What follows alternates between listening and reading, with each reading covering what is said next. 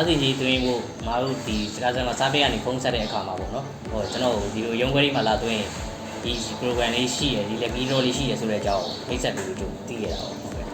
Radu Hong Kong ရဲ့ operator နဲ့ဖုန်းခေါ်ပြီးတော့ဒီ lucky draw ဆိုပြီးသိရတယ်ဒီမှာမူလာခဲနဲ့ဝန်ထမ်းကောင်မလေးကလည်းမတော့ပြည့်လို့ဆိုလို့ရှိရင် လူကိုရောကဆေးမလို့ပြောလို့သိတာပေါ့ ရုံးဝေလာတင်းလဲရုံးကဝန်ထမ်းမှရရှင်းပြလို့သိရတယ်ပါဝမ်းသာတော့ဟုတ်ကဲ့ဒီအချိန်မှာခက်ခဲနေတဲ့အချိန်ဆိုတော့လေဒီ lucky draw မှာဝင်လာဖြစ်တဲ့အတွက်ကြောင့်အများကြီးရှင်းပြီးသွားတော့ပေါ့ဟုတ်ကဲ့ ဝန်နာလေးဖြစ်တော့အရင်ပြောတာပေါ့စတော့မထင်ထားပါဘူးနာဖြစ်ဖို့အခုလိုတော့လာတော့လမ်းကြည့်ဝင်လာပါတယ်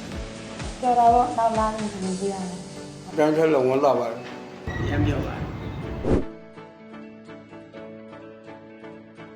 program ကတော့အရင်ကောင်းတဲ့ program ပါပဲဟုတ်ကဲ့အခုအဆင်ပြေလူကြီးအများကြီးပဲအဆင်ပြေမှုဖြစ်သွားသေးပါတယ် ဒီ lucky draw စီစဉ်လေးကအရင်ကောင်းပါတယ်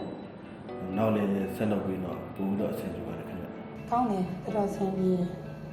နောက်လာတော့လည်းဒီလိုဘဲဖောက်ပေးဖို့ပေါ့နော်မျောလင့်တယ်ပေါ့ ရမ်းကောင်းပါတယ်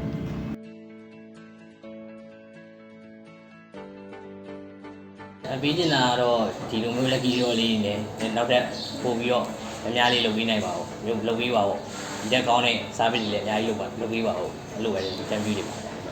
lucky draw စီစဉ်လေးဒီပေါ့လာတိုင်းမိဘလို့လုပ်ပြီးတော့အဆင်ပြေတော့လာတိုင်းမလုပ်နိုင်တော့မှတစ်နှစ်ကို3ကြိမ်4ကြိမ်လောက်ဆက်အဆင်ပြေပါတယ် လာတိုင်းအဲ့လိုမျိုးလေးပေါ့နော်ဟုတ်တယ်နော်ကိုပြီးရစီဆင်းပြီး နောက်လည်းဒီလိုပဲမဲလေးတွေထပ်ပြီးစီစဉ်ပေးဖို့ပေါ့နော်အဲ့ဒီကြံလေးပြုကျင်ပါတော့ စနစ်ပြီးတော့လည်းလက်တီတော့မျိုးထားပြီးပြောချင်တယ်